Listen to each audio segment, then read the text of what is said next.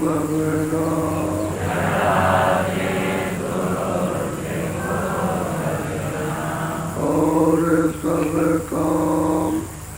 जग झूठा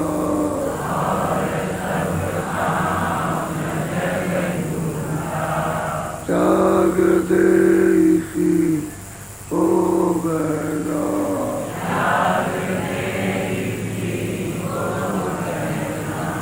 गुरु का ध्यान कर प्यारे।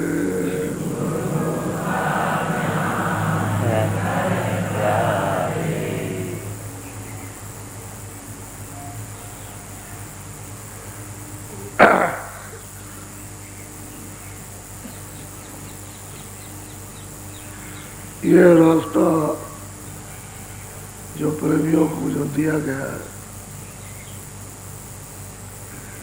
यह तन के घाट से, यानी पृथ्वी, अग्नि, वायु, आकाश, जल, इस घाट से नहीं, तन के घाट से, दोनों आंखों के बीचों बीच में इस घाट पर, यह सूरत का घाट है। क्योंकि वही बैठ के दोनों आंखों में रोशनी देती है तो आंखें काम करती हैं। उसकी धार आना बंद हो जाए तो आंख बंद हो जाए। ऐसे ही अंदर में आंख है, तो अंदर की आंख से देखना बंद कर दिया, सुनना भी बंद कर दिया, तो बाहर के शब्दों में और बाहर के दृश्यों में फंस गए। अब यह रास्ता वैसे बहुत सीधा है, बहुत सरल है और जल्दी का है और घर में जाने का, लेकिन जोड़ो नहीं कोई सूरत नाम से। कहते कोई हिंदू, मुसलमान, सिख, ईसाई, नर नारी कोई भी घर जाना चाहते हो तो नाम के साथ सूरज को जोड़ दो, उससे मिला दो और उसमें लय हो जाओ। तो सब में ये कशिश है कि वो सूरत को खींच लेगा। सूरत उसी शब्द का तत्व है, तो तत्व अपने में मिलना चाहता है, क्योंकि वो उससे अलग हो गया। अब बीच में जो है वो गंदगी, जो काई लगी हुई है, वो उससे मिलने नहीं देती है। उसी को हटाने की जरूरत है और उसी के लिए गुरु की जरूरत पड़ती है, क्योंकि बगैर गुरु के वो हटेगी नहीं। जो गंदगी, जो काई जो जमा हो गई है, वो गुरु के बगैर हट नहीं सकती है और उनकी जुक्ति बगैर कुछ नहीं हो सकता। जब जुक्ति मिलेगी और दया होगी तब काई हटेगी। तो कहते हैं कोई भी, ये तो सबके लिए रास्ता है, तन घाट का सबके लिए रास्ता। कोई भी जाना चाहे घाट पे बैठ जाए, नहीं जाना चाहे बाहर, तो भाव में जाना चाहे तो अपना बाहर को इंद्रियों के घाट पर रहे। फिर आप इसका इंद्रियों के घाट पर काम करते रहिए और ऊपर जाना है तो कहते हैं तन के घाट पे आ जाओ। वहां सूरत खुद बैठी हुई है, मन भी वहीं पर है, चित्त भी वहीं, बुद्धि भी वहीं है। कहते हैं जोड़ो नहीं कोई फल सुनाओ, कोई जोड़ो। फिर कहते हैं तन धन कुछ काम ना आवे, यानी तन, शरीर और धन, ये सब सामान, ये धन है। और सोना, चांदी, मकान, ईंट, पत्थर, ये सब कुछ ये धन है। तन और धन कुछ काम न आवे, कहते ये तेरे भी काम नहीं आएगा। राजा हो या रैयत हो, राजा के काम नहीं आएगा और रैयत के काम नहीं। पड़े लड़ाई जाम से, यानी यमदूतों से पाला पड़ जाएगा तो वहाँ पूरा संघर्ष होगा। बाहर क्या संघर्ष होता है, जो अंदर संघर्ष होगा। तो कहते हैं फिर उस जाम से क्या जीत सकते, यमदूतों से क्या कोई जीत सकता, उससे कोई नहीं हो सकता। लड़ाई तो जरूर, लड़ाई तो किसी से भी हो सकती है, लेकिन बलवान होता है वो मार देता। ऐसे जमदूत बलवान और सूरत बेचारी क्या करे, वो तो बीमार है, अपाहिज है, रोगी है, निवल है, कमजोर है, असहाय है, लेकिन अब यह है कि लड़ाई होती है, वो जाना नहीं चाहती, वो खसीदना चाहता है। तो इसीलिए पहले ही से सूरत को नाम से जोड़ दो तो इस काल जाल से निकल जाओ, इस जम की लड़ाई से छुटकारा हो जाएगा। और नाम से सूरत को नहीं जोड़ोगे तो लड़ाई तो सबको लड़ेगी और सबको जम पछाड़ देगा, किसी को छोड़ेगा नहीं, चाहे जितना भी कुछ हो, धन चाहे धाम हो, परिवार हो, कुटुंब हो, कुछ नहीं, सबको पछाड़ेगा।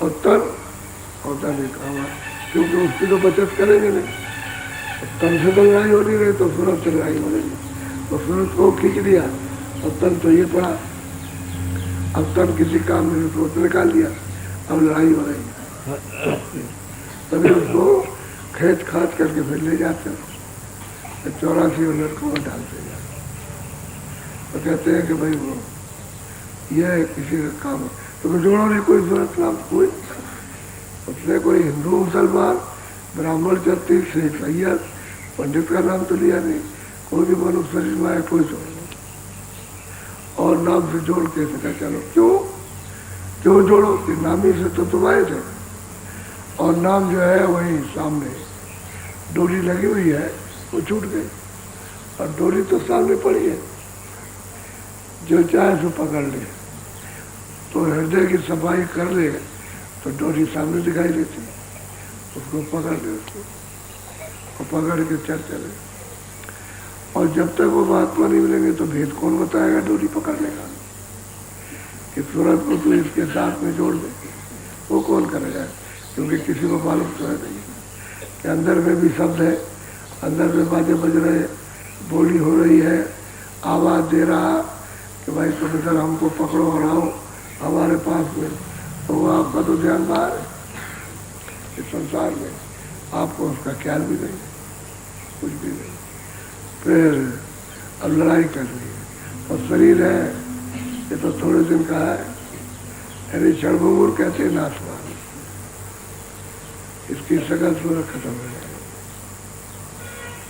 किसी को अच्छी नहीं लगेगी।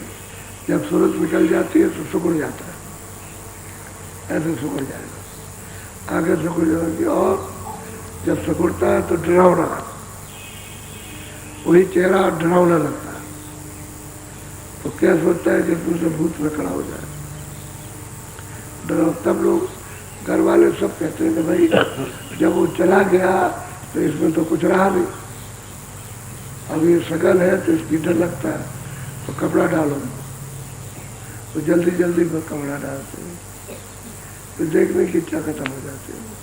तो सब कहते हैं कहते जाओ, अब ये ले जाओ, तो सब संबंध टूट गया, उसका भी टूट गया, तेरा तो टूट ही गया, वो तो चले गया तुझको छोड़ के और तन को छोड़ के, और तू जो देख रहा था तो तेरा भी संबंध टूट गया, खत्म हो गया। तो ऐसा करो कि जिससे कि समय के अंदर काम हो और लड़ाई न जाम से करनी पड़े, और सूरत नाम से रोज कहा जाता है कि भजन कर लो, भजन कर लो, भजन कर लो। 2 मिनट दिन में 10 बार बैठो 2 मिनट, 2 मिनट बैठ जाओ और सुनने लगे, फिर जब मौका मिला 2 मिनट में बैठ गए, जब मौका मिला तो 5 मिनट बैठ गए, दिन में 10 बार भजन, तो 10 बार ध्यान। आंखें बंद की 2 मिनट के लिए, 1 मिनट अंदर देखने लगे, तो तुम्हारी आदत पड़ जाएगी, आदत पड़ जाएगी, दृष्टि ठहरने लगेगी, दृष्टि ठहरेगी, सफाई होगी तो गंदगी हटेगी, दिखाई देना शुरू हो जाएगा। वो तो आदत डालनी चाहिए, आदत पड़ेगी तभी कोई काम होता है, आदत नहीं पड़ती है तो काम नहीं होता है। ये साधन भजन सुमरन ये आदत है कि तुमने कभी आदत डाली नहीं, न देखने की, न सुनने की, न नाम लेने की, न रूप याद करने की, तो वो आपको याद कराएगा, तो आदत डालना चाहिए। ये नहीं कि हम 10 मिनट बैठे, हम 15 मिनट, 1 मिनट, ऐसे लग 1 मिनट हो गया, आप खोल दी, कुछ काम कर रहे, तो जब वो कब तो बैठ गए। आदत बनाना है, आदत बनना बहुत जरूरी है। नहीं आदत नहीं बनेगी तो मन भाग जाएगा। जब दिन में तुम एक बार बैठोगे उदास होकर, अभाव में बैठोगे, ऐसे बैठ गए तो मन पहले ही भाग गया। जैसे तुम उसके पहले ही चला गया हो, तो तुम तो यहाँ हो नहीं, क्योंकि शरीर में तो उसी का काम है। मतलब तो बेचारी कुछ करती नहीं है, वो तो जो कुछ भी करता है वो मन, चित्त और बुद्धि और अहंकार,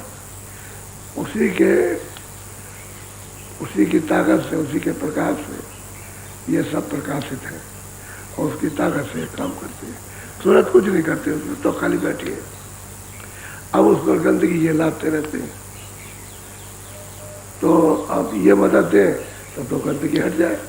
अब मन बुद्धि चित्त मदद नहीं दे तो गंदगी क्यों की तो जमा रहेगी, फिर नहीं हटेगी।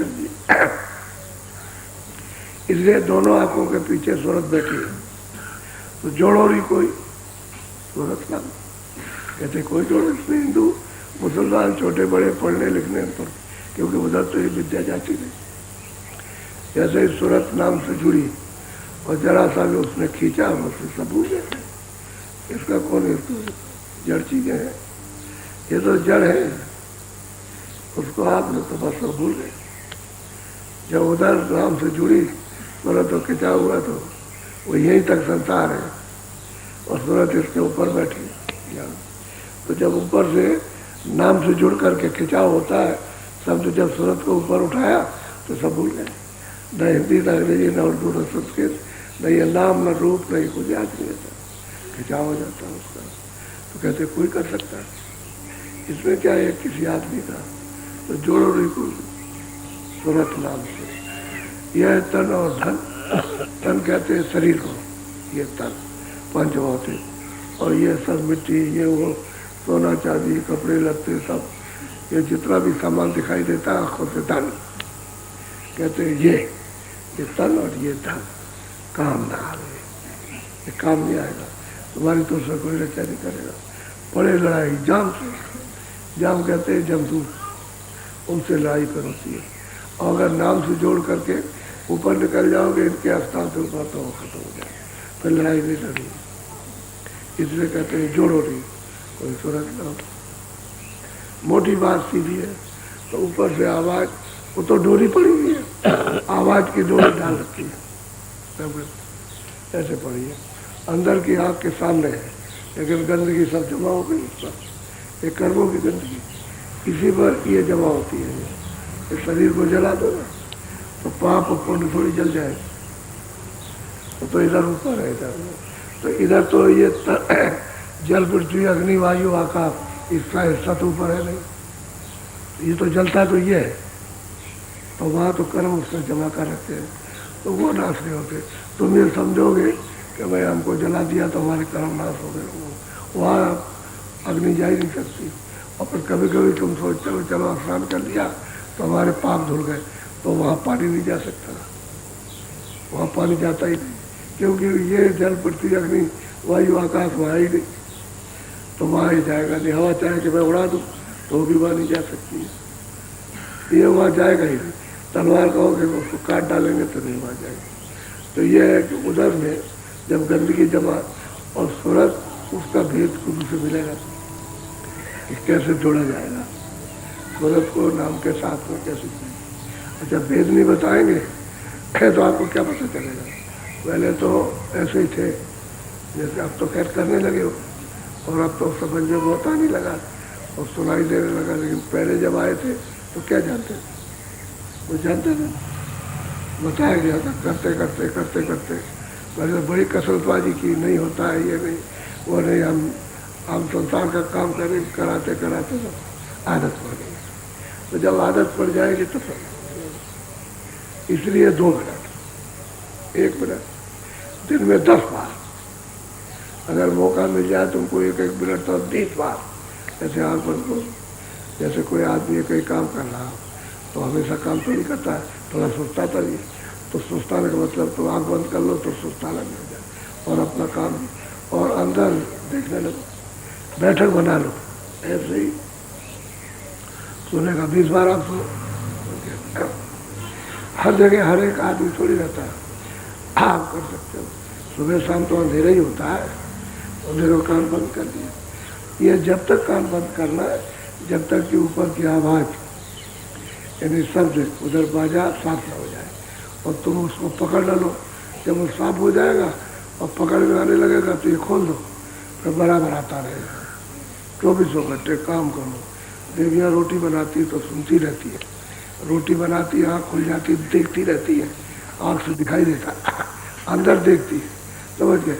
और रोटी बनाएंगे तो उसी रोटी में बड़े बड़े शहर दिखाई देते हैं, बड़ी सुंदर सुंदर चीज़ें, तो उस रोटी में थोड़ी हो तो अंदर की आँख खुल गई। अंदर की आँख जैसे बाहर देख रहे हो ना, ऐसे आकाश की तरफ, तो आकाश में आँख गड़ाओगे तो उसी में दिखाई देगा, ऐसा मानो तो अंदर से दिखाई देता है। इस आकाश में तो नहीं कुछ, ये तो बाहर की आँखें देखती है। तो जब ये सब समझ में आ जाता है तब फिर क्या देर लगती है, 24 घंटे सुनते रहो और नुसरत नाम से जुड़ी रहती है। फिर वो नाम को छोड़ती नहीं है और उसी से चढ़ेगी, चढ़ जाएगी नाम से पकड़ के उसको चढ़ेगी। तो चढ़ती कब है, एक तो सुनना, जब उसमें ले सुनते सुनते सुनते सुनते उस आवाज में, उस बातें में बिल्कुल एकदम इधर का सब ख्याल चला जाए। इस तन का जितना भी है वो सब ध्यान इस तरफ का सब हट जाए, बस वो तोलेगा। आपको खुद मालूम होगा मुझे कोई खींच रहा है, छोड़ेगा, वो खींचेगा और छोड़ेगा, क्योंकि वो तो चेतन है, शब्द तो चेतन है। और सूरत के ऊपर पर्दा है तो खींचेगा छोड़ देगा, क्योंकि अगर खींच लेगा बर्दाश्त न हुआ तो फिर नहीं आप कर सकते कुछ भी, तो एकदम डर जाओगे फिर नहीं करोगे। जीवन और आपको पढ़ाया तो नहीं कर सकते, डर लगता रहेगा। तो तोलेगा ये बर्दाश्त कर सकता है, ऊपर को खींचेगा छोड़ देगा, खींचेगा छोड़ देगा। जब देख लेगा कि इसके ऊपर पर्दा नहीं है तो मतलब ये सर से खींचेगा ऊपर को, और रोशनी में प्रकाश कर देगा, प्रकाश।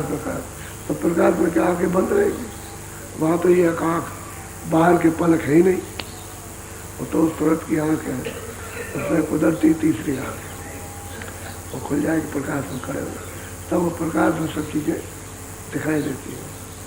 तब वो जो चीज़ें दिखाई देती हैं वो बहुत मनमोहक आनंददायक, बहुत सुंदर खूबसूरत रस उसमें, मतलब है मिठास उसमें, सुंदर सब कुछ है उसमें, तो आकर्षण है, तो मन उसमें हार जाता है।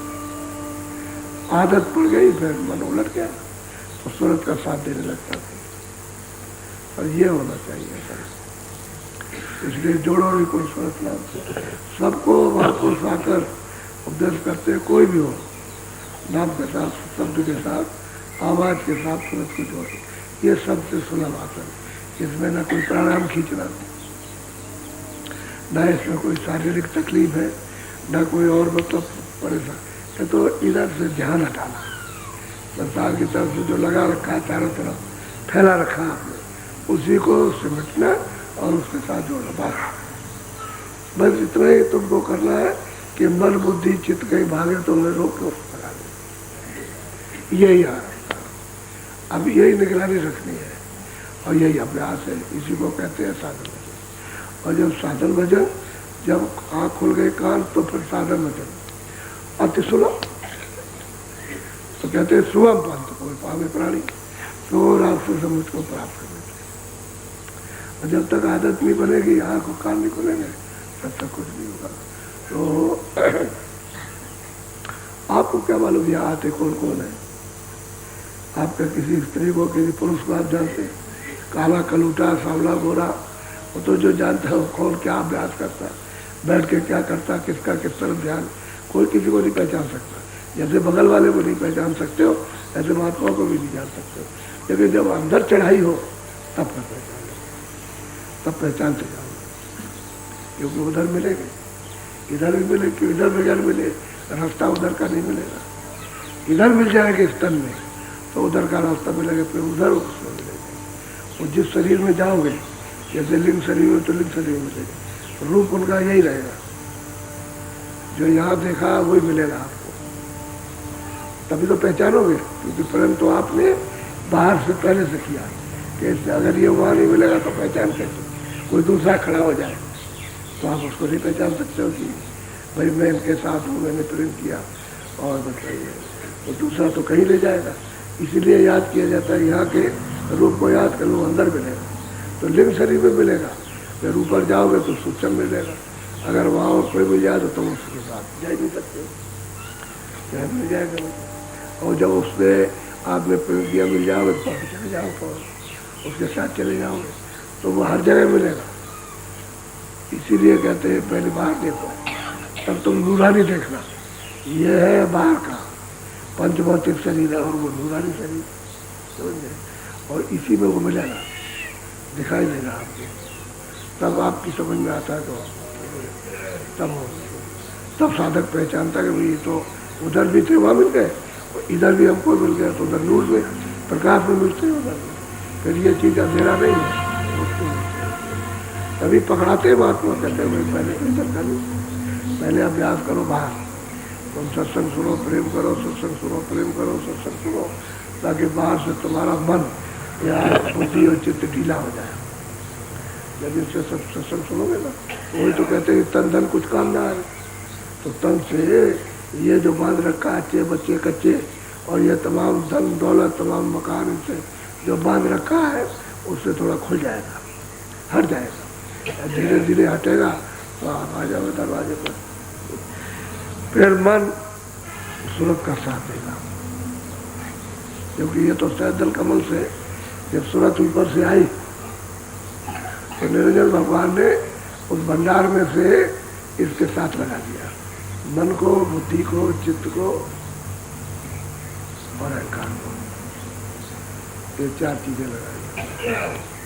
तो वहाँ का सूक्ष्म तत्व है, ये सूरत नहीं है, वहाँ का तत्व है, इसके साथ लगा दिया। अब वो चेतनता की वजह से ऐसा मालूम होता है कि चेतन है, चेतन स्थान का तो तत्व है ही, लेकिन अब यह है कि सूरत के साथ, तो सूरत तो चेतन है, तो ऊपर से नीचे, नीचे से ऊपर, वो तो चेतन है, ये तत्व तो चेतन है। और तत्व जब तन छूट जाएगा तो खत्म, इसका संबंध खत्म हो जाएगा। लिंग शरीर से ऊपर निकल जाए तो लिंग शरीर का तत्व खत्म, और सूक्ष्म शरीर से निकल जाए तो सूक्ष्म तत्व का नीचे रह जाए, फिर ऊपर मन नहीं जाएगा, न बुद्धि जाएगी न चित्त जाएंगे। जो प्राण है वह प्राण भंडार, मन भंडार में, बुद्धि बुद्धि भंडार में, चित्त चित्त भंडार में, समझ गए। ये सब अपने अपने भंडार में सब जब पहुंच जाएंगे तो मेरा बस फिर आप अपनी जगह पहुंच गए जहाँ से आए थे, वही तत्व उसमें मिल गया जाके। सूरत तो ये है नहीं, न सूक्ष्म तत्व है, न वो लिंग तत्व है, न स्थूल है और न कारण तत्व है, वो तो निष्क्रिय है, यानी कोई उस पर कोई तत्व नहीं है, उसमें कोई विरोधी हो नहीं सकती, तो परे चली जाएगी। असली बात यह है कि इस राज को लोग नहीं जानते, क्योंकि बिना बताए किसी को मालूम नहीं होगा। किताबें एक तरफ, किताबें तो बताई जाती है प्रमाण के लिए, और ये सही रास्ता है इसमें। और जितना ये अंदर से तड़पोगे, बेचैनी और बेकली आएगी, ये स्त्रियों ने जो प्राप्त किया महात्माओं के यहाँ बैठ करके, बहुत रोए। जिन जिन का आपने दृष्टांत सुना, क्या वो मीराबाई हो चाहे सैजोबाई और बहुत रोए, बहुत, उनको सब उजाड़ और कोई कुछ अच्छा नहीं लगता था। इसलिए कब प्रीतम का दर्शन हो, इस बेकली यही आदमियों को और यही प्रेमियों को, साधकों जो पुरुष थे उनको भी यही थे, जितनी स्त्रियाँ रोएगी उतने आदमी रहेगा, और पिता कपड़े भीग जाते। और मालूम होता है कि जैसे पानी में बोल दिया, तालाब में ऐसे कपड़े भीगते हैं, और वही आंसू जो है चूता है, तब हमारे हाथ में आता है। इसको कहते हैं आत्म देखना। ये सूरत का रुदन है, उस चेतन का। अब उस चेतन इसको बर्दाश्त नहीं कर सकता, तो फौरन वर्षा करता है दया की, तो जल्दी काम, तो जितनी तड़प बेचैनी होती है जल्दी काम हो जाएगा। इसलिए बहुत सचेत होकर के, ताकि अपना कोई समय अच्छा काम करते रहो तो उसके नाम को और जिसका नाम लो उसके रूप को याद करो, काम हो रहा है। और मतलब ये काम भी कर रहे पर जैसे भूले तैसे उसको याद, 1 सेकंड याद किया उसके रूप में याद कर लिया, उसका नाम, काम भी करते रहे। अब जब उसमें रमा हो जाओगे तो ये काम भी उसको बदल जाएगा, उसी ध्यान में, भजन में उसी बदल जाता है। फिर ये भी समय एक क्षण खराब नहीं होता है, उसी में कर जाए। जब अंदर का घाट उलट जाएगा और सूरत जाग जाएगी और मन बुद्धि चित्त उसके साथ लग जाएंगे तो ये भी काम परमार्थी हो जाता है, उसी में हो जाएगा। इस काम में भी वो याद आता है, ये भी उसी का काम है, तो एक क्षण भी खराब नहीं जाता है। अब ये तो धीरे धीरे सीखते सीखते आ जाएगा। अरे करते करते सब आ जाएगा, करते करते जड़ मत हो सुझाव, जो बिल्कुल जड़ है और उनकी मति बुद्धि जड़ है तो कहते हैं सुजान जानकार ज्ञानी हो जाते। करत करत अभ्यास हुई तो अभ्यास है, भजन या अभ्यास, इसको अभ्यास कहते हैं, वैसे भजन कहते हैं, ये साधना कहते हैं। तो करते करते करते करते यही चेतन हो जाता, जड़ से छूट जाती, क्योंकि सूरत तो जड़ से निकलना ही चाहिए और ऐसे निकल जाना चाहिए। एक दफे सूरत शरीर को छोड़ दे, नाम को पकड़ के जब छोड़ दे शरीर अलग चलता है। एक बार में मरना है, जीवत मृतक हो रहो और तजो खलक की आस, कहते हैं जीते ही में तुम मर जाओ और संसार की आस छोड़ दो, जल्दी काम हो जाए, जल्दी काम हो जाए। समर्थ सद्गुण रक्षक, समर्थ सद्गुण रक्षक कहते हैं कि वही समर्थ पुरुष उस जीव के रक्षक है। पद पावे दुखदास, कहते हैं उसको कोई दुख नहीं है, कोई तकलीफ नहीं, और तुम तद को नहीं छोड़ते, तब में बने रहते हो। जैसे मृत्यु के वक्त में जब आती है तो लड़ाई करके छोड़ना और इसमें सहज में छोड़ देना। ये सूरत नाम से जुड़ी कि तब जहाँ पकड़ा था ऊपर गई और तब छूट जाएगा, यानी मृत्यु हो जाएगी, फिर आ गई आना जाना इस तन में से। महात्मा और क्या करते हैं, सत्ययुग जोगी सब ज्ञानी, उस समय पर कोई पाप पुण्य था नहीं, अच्छा बुरा न्याय अन्याय ये सब कुछ नहीं थे। और जब आए थे शुरू में इस मनुष्य शरीर में तो फिर लाख बरस की उम्र थी, तो सब ज्ञानी थे, सब ज्ञानी थे, सब परमदर्शी थे, सब उसका बोध सबको दर्शन होता था यही से, और जाते थे आते, क्योंकि कोई रोक तो सीधे रास्ता खुला था, शब्द था उसको पकड़ा और चढ़ गए, सबका दर्शन करते चले गए, सबको करते चले आए सब। तो सब जोगी विज्ञानी, जितने स्त्री बच्चे 9 महीने में जब बच्चा पैदा हुआ सब ज्ञानी, सब विज्ञानी और सब परम पद के अधिकारी। उस समय पर कोई भी जीव नहीं था, लेकिन लाख बरस की उम्र, इसी शरीर की लाख बरस उस सत्य समझ लें, क्योंकि छीड़ तो कर्मों से होगा। अगर आप कोई कर्म न करो तो मतलब छीड़ नहीं हो सकता। अब यह कर्म करते करते फिर त्रेता आया तो 10,000, द्वापर आया 1,000, अब कलयुग आया तो 100 वर्ष की उम्र, और वो भी आप पूरा नहीं जाते कि चलो भाई 100 वर्ष में पूरे, तो जो संयम से रहते हो 100 वर्ष में जाते पूरा करते, तो बीच में खत्म हो जाता। इसलिए जब रास्ता पहले सबका खुला था तो मतलब यह है कि आप बोझा लाद लिया, इसलिए रास्ता सबका बंद हो गया और कोई बात नहीं।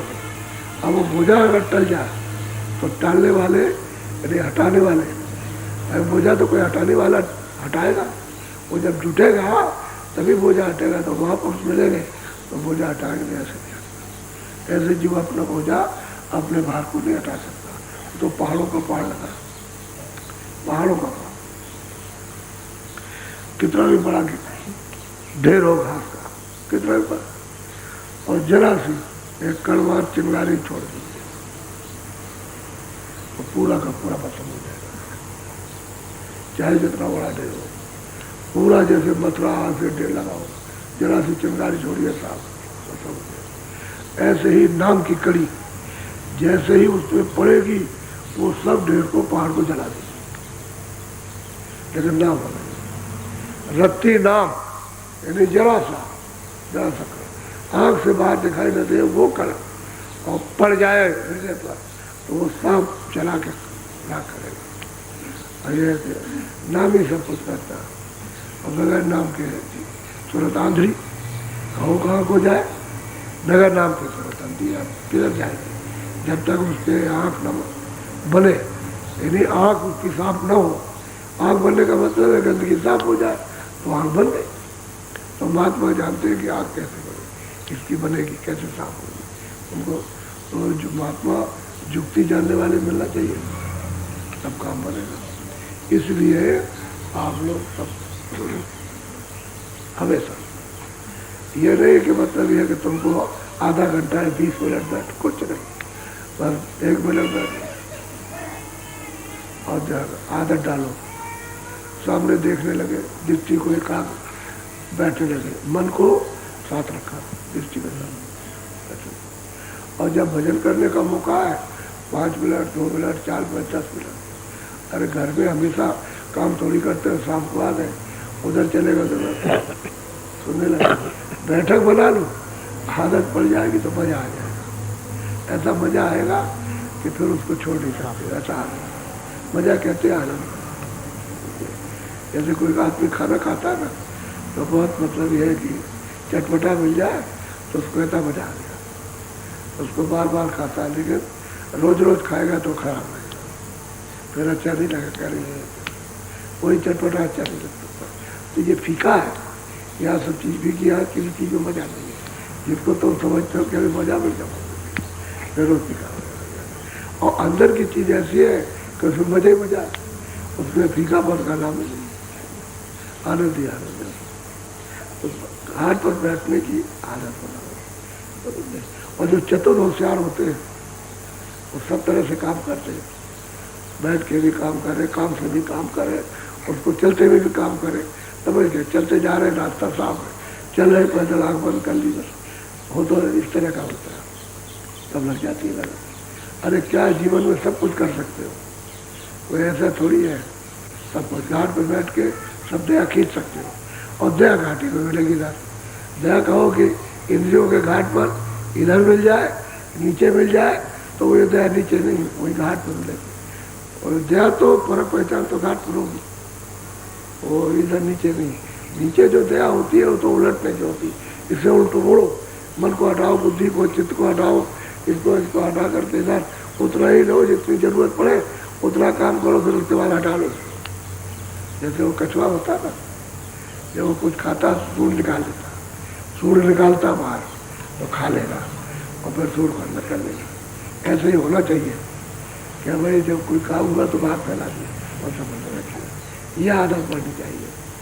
जब काम का वक्त आया तो फैला लो मन को, बुद्धि को, चलो काम करो, और फिर क्यों बैठी। और क्या था, जूते गांठ में, अब वो जूते बाहर बखा थोड़ी गांठ रहे जूते, और अंदर जूते गांठ, जूते को काम थोड़ी छोड़ा और फौरन समेट लिया उसको। यही तो बात। एक राजा थे, जब काशी में रैदास जी की शोहरत हुई कि बहुत पहुंचे हुए महात्मा है, ऐसा उनको पता चला। तो पहुंचे हुए महात्मा तो सब दे सकते हैं, तो उन्होंने सोचा कि कब जाना चाहिए। तो लोगों से पूछा कि भाई एक महात्मा है, उनका दर्शन करने जाना चाहते। तो कह लगे अगर ऐसे आप गए तो पूरी काशी में आपकी बदनामी हो जाएगी। क्यों, ये तो राजस्थान के राजा थे, तो बड़ी बदनामी हो जाएगी। और वहाँ भी कि चमार के यहाँ गए, चमार के यहाँ गए, चमार के यहाँ गए। ऐसा करो कि जाओ, ठीक है, आपकी इच्छा हो गई चले जाओ, तो रात अंधेरा हो जाने दो, अंधेरा। तो उनको मालूम हो गया कि कोई आएगा, तो मतलब है कि उन्होंने शाम को, वो तो दिया के जलाने के पहले चले जाते थे, तो दिया जला दिया था दिया। अब वो बैठे हुए, तो जब खूब अंधेरा हो गया, एक दूसरे की शक्ल न दिखाई दे। पहले तो ये बिजली नहीं थी ऐसी, बिजली उस समय पर नहीं थी। जब रैदास जी थे तो ये बिजलियाँ नहीं थी, और तुलसीदास जी महाराज थे, वो भी बिजली नहीं थी, और कबीरदास थे उस समय कोई बिजली नहीं। तो दिया जला दिया, बैठे।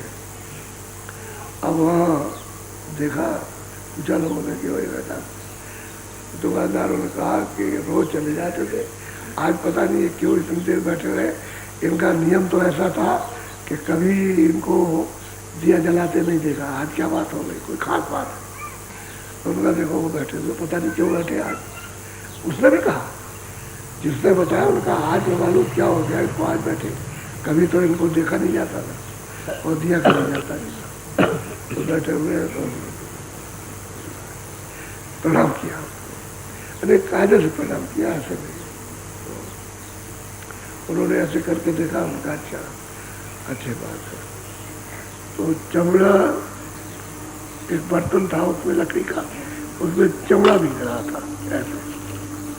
तो उन्होंने चमड़ा उठाया और कहा कि ये ले चला, ले हाथ में ले, अब तू आया तो ले, मैं तुझको दिए नहीं छोड़े। तो चला में तो ले लिया उन्होंने श्रद्धा से, लेकिन अब वो सोचने लगे कि पी ले, कि अगर पीता हूँ तो मेरा धर्म नष्ट हो जाएगा, धर्म नष्ट हो जाएगा, क्योंकि ये चमड़ा है और ये भी चमार है, तो मेरा धर्म नष्ट हो जाएगा। तो मैं क्या करूँ? तो वो देखता रहा ये रहा, देखता रहा। तो नीचे ऐसे करके देखने लगे, रह डाल दिया, तब तक उसने ऐसे करके डाल दिया। पगड़ी बांधे था तो कुछ पगड़ी में लग गया, कुछ इधर चलाया तो कपड़े में पड़ गया। अब फिर उनको प्रणाम किया, अब और तो कुछ कह नहीं सका। अब 1.5 दिन हो गई कि मेरा धर्म नष्ट हो गया और मैं इसको पी लेता तो मैं भी चमार हो जाता। और क्या, अब ये सामने मेरे चमड़े का पानी दे दिया उन्होंने, तो घर गया तो देखा कि ये कमी खराब हो गई, ये खराब। तो पगड़ी उतरवाई और घर में रख ली। धोबी को बुलाया, धोबी को कि भाई ये राजा की पगड़ी है और ये कपड़े हैं, तुम इसको धो करके ले आओ, और बढ़िया कपड़े थे तो धो के ले आओ, लेकिन दाग ना रहे। तो धोबी ले गया, कि लेकिन धो के ले आए, कल ही दे देंगे आकर धो दाते। उसने कहीं शादी में जाना था, उसने अपनी लड़की से कहा कि बेटी एक राजा के ये कपड़े दाग लगा, इसको ठीक से छुड़ा करके, दाग न रह जाए, और तू इसको छुड़ा करके ले आके और यहाँ घर में रख के दे आना। तो बेचारी ले गई थी वहाँ धोती रही, दाग नहीं टूटता, काफी तो छूट गया लेकिन नहीं टूटता। तो उसने और कुछ नहीं किया, बस उसने उस कपड़े को मुंह में दबा के और जोर से चूसा उसने, तो दाग छूट गया। अब वो अरग चला गया उसके मुंह में चला गया, तो बस उसकी आँख खुल गई, तो आकर के कपड़ा उपड़ा तो धर दिया उसने, और कोई ज्ञान का उपदेश करने लगी उसी समय। तो उसकी माँ कहने लगी कि लड़की को आज क्या हो गया, ऐसा तो कभी हमने सुना नहीं था, ऐसी बात करती है ये। अब मतलब ये धीरे धीरे तो भी आया शादी से, तो कपड़े तो भिजवा दिए माँ ने, लेकिन वो ज्ञान का उपदेश करने लगे, वो आँख खुल गई। अब उधर कुछ देखने लगे, ज्ञान का उपदेश करने लगा। क्योंकि मेरी तो लड़की ऐसी थी नहीं, मेरी लड़की तो बोल के बोधा थी, बोधा मतलब ये उससे कछु शऊर नहीं था, यानी तमीज नहीं थी उसको। लेकिन अब ये क्या करें, अब जब वो सुना तो मतलब ये थे, जहाँ खड़ी हो जाए, जहाँ बैठ जाओ, उपदेश करते रहे। तो बड़ी शौहरत हुई, तो लोग धोबी की लड़की को देखने आए, नहीं देखने। तो राजा तो चले गए, दोबारा 3 महीने फिर आए, तो बड़ी उसकी शौहरत हुई। तो उन्होंने कहा तो कहने लगे लड़की का हम भी दर्शन करेंगे, जब इतनी ज्ञानी हो गई तो उसका दर्शन करें। तो राजा तो मतलब ये है कि लड़की को बुलवाया, तो लड़के तो उपदेश करने लगे। तो उससे पूछता है कि तो बेटी तुमने ये ज्ञान कहाँ प्राप्त किया? कह लगे आपकी कृपा हो गई, आपकी दया। कि मेरी दया क्या हो गई? कह लगे कि भाई वो तो आपको जो चीज़ दी थी आपने उसका तिरस्कार कर दिया और वो धोखे में मुझको मिल गई। वो कैसे मिली? कह लगे वो कपड़े जो आपके थे दाग पड़ गए थे, मैं धोने के लिए गई थी, पिताजी ने मुझको दिया था, और मैं धोने गई तो दाग नहीं छूटता था, तो मैंने उसको मुंह में दबा के टूटा तो दाग छूट गया। वो अरग चला गया। वो कृपा आपकी हो गई, क्योंकि आप ले लेते तो मुझे मिलने वाला नहीं था। अब वो सोचने लगा कि मैंने तो बड़ी भूल की और तो चाहे क्या किया जाए, अब चला जा रहा था दासी के पास। अब रात हो गई तो फिर चला, तो लैला जी फिर दिया जला के बैठ गए। और बैठे हुए तो अंधेरे में आया, बहुत प्रणाम किया, बहुत श्रद्धा से प्रणाम किया, सिर जमीन पर रख करके प्रणाम किया और कहा हाथ जोड़ करके महाराज जी चरणामृत दे दीजिए। वही जो चमड़ा पानी भीग रहा है उस कटौती में, उसी को कहते चरणामृत दे दिए। कह ले बेटा अब तो कमाई करनी पड़ेगी, अब तो कमाई करनी है। वो जो दिया था वो बिना मेहनत के था। कह लगा वो दिया था तो हमारी दी हुई चीज निष्फल थोड़ी होती है, और जहाँ कहीं गई होगा पहुंचे होती। तो कहने का मतलब यह है कि लोग कुछ चमार समझते हैं, कोई रदार समझता है, कोई उनको भंगी समझता है, तो कोई उनको और दुल्हा दुल्हा, कोई कुछ और समझता है, कोई कुछ समझता है। तो जात पात से भाग जाते हैं और घड़ा हो जाती है, तो वहाँ पर तुमसे ले नहीं पाते ये बात। इसीलिए संतों ने कहा भाई हड़का वजह तो हड़का हो, जात पात पूछे नहीं कोई, जो प्रभु को वजह वो प्रभु का हो जाता, वह जात पात का क्या काम। इसलिए आदत बनाओ और सूरत को नाम से जोड़ो। ये काम बहुत सरल काम है, रोज रोज बैठोगे आदत पड़ जाएगी, सफाई होने लगेगी उधर से, नाम आने लगेगा तो सुनने लगोगे, जुड़ जाओ उसके साथ, सीधा काम। अब तो आवाज़ आने लगी, कितने लोग सुनते हैं, कितने देखते हैं, ऐसा थोड़ी नहीं। ऐसे इतने को बताएंगे तो 10 चलेंगे, 100 नहीं चले। अगर उसमें से 100 चले तो मतलब है कि लाख नहीं चलेंगे। अब वो तो चलने के ऊपर है, तुम कितना अपने को कसते हो, चलने की तैयारी करते हो, मुझे चलना, या तुम इसमें ये तैयारी कर रहे हो बाहर के साथ सामान की, ये क्या होगा। इसलिए थोड़ा बहुत सोच विचार करके, मान लो तुम्हारा समय आए, बहुत लोग भंडारे में आते हैं या गुरुपूर्णिमा में या होली को आए तो भीड़ होती है, उनका समय यही पूरा हो गया। अच्छा पूरा हो गया तो यही वो बना रखा संसार में, वही सब फूके जाते, तो शरीर तो फूक गया, वहाँ घर मालूम अब वहाँ जा सकते। तो तुम यही समझो कि भाई वहाँ तो कुछ अपना है नहीं, यहाँ आए ये भी अपना है, अभी समय पूरा हो चलो, क्या देर लगती।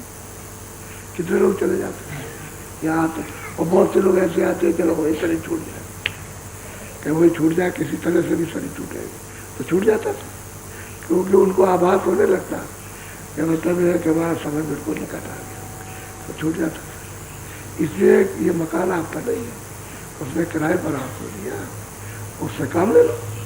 तो आपके मकान जो आपने दिया, मैं अपना काम कर लूँ, उसका मकान दे दूँगा, उसको दे दो मकान। जब वो आके भाई मकान हमारा दे लीजिए, हम बड़ी मेहरबानी हुई कि आपके मकान में अपना अपना काम कर दिया, ये मकान लीजिए।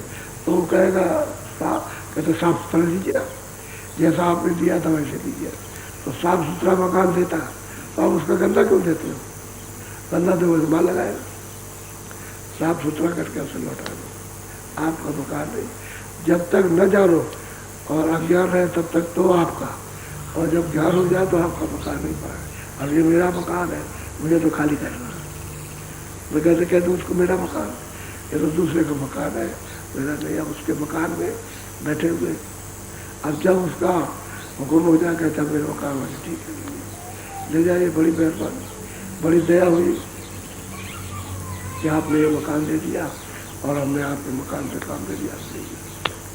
बोलो जय गुरुदेव। अब थोड़ा बैठ जाओ, भजन करो।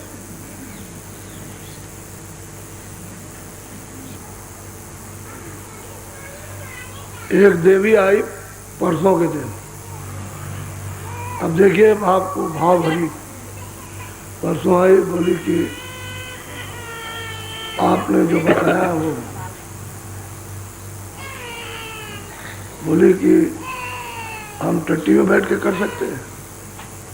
उसने अपनी भाषा में कहा कि मैदान जाते हैं बैठ के कर सकते हैं, जहाँ मौका मिले वही कर। उसको जैसा बताया वो करती रही। अब वो ये कहती है कि मैं चूल्हे में रोटी बनाता हूँ तो रोटी तो गायब हो जाती है और चूल्हा ही दिखाई नहीं देता। ऐसे चूल्हा देखती है, उसने रोटी बनाई और तवे पर डाल दिया, उसके बाद लगाई तो ऐसे देखने लगती है कि पकी कि नहीं पकी, तो कहते हैं पूरा चूल्हा का चूल्हा गायब हो जाता है, पूरा का पूरा। तो हमने कि तूने तो ये गायब तो हो गया, लेकिन तूने वहाँ चूल्हे के पास बैठ के कुछ समझा कि नहीं? अब तू जाना तो दोबारा फिर बताना कि जब तुझको चूल्हा गायब हो जाए और रोटी चूल्हा न दिखाई दे तो आँख वही बंद कर लेना और देखना कि अंदर में क्या दिखाई दे रहा है। तो कहने का ये मतलब है कि अंदर में आँख है, वहाँ खुल गई उसकी और वहाँ खुली है, तो मतलब ये वो देख तो अंदर रही है, लेकिन ये है कि वो जब दृष्टि ऐसे की उसने रोटी के ऊपर में तो सब सफ़ेद हो गया, सब सफ़ेद, चूल्हे गायब हो जाता है, यानी रोटी भी गायब हो गई, चूल्हा भी गायब हो गया और वो सब दिखाई देता है। तो फिर उसने यहाँ देखा, उसने किया यही, तो कह लगे वो तो मतलब अंदर दिखाई देता है। तो मैंने फिर अंदर तो है ही, वो अंदर दिखाई देता है। ऐसा होगा, चूल्हा होगा, रोटी बनाती होगी, और काम करती होगी, जहाँ तुमने आँख गड़ाई था बसाया सामने, और आँख को ऐसे करके रखो तो फिर वो बात नहीं, वो तो दिखाई देता रहेगा। आँख को रोक भर दिया, बस वो दिखाई देने लगा। अंदर की आँख अलग है, बाहर की अलग है। अंदर की आँख अलग करेगी, आकाश की तरफ में आदमी देखने लगे तो आकाश में गड्ढा हो जाए, वहाँ दिखाई देगा।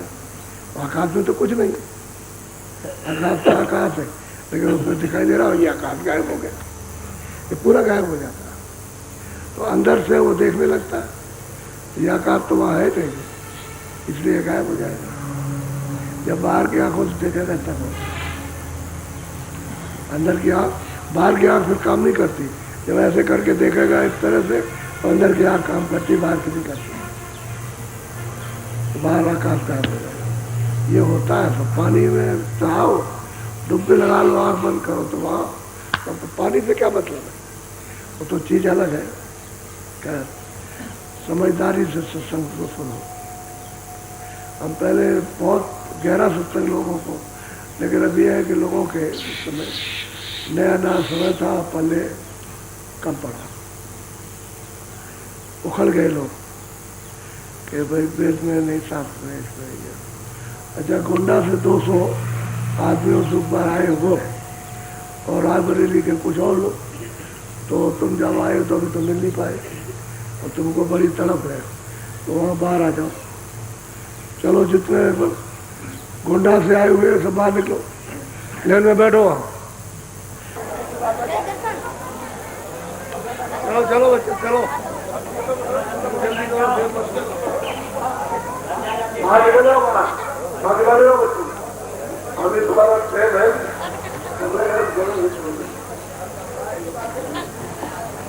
चलो चलो।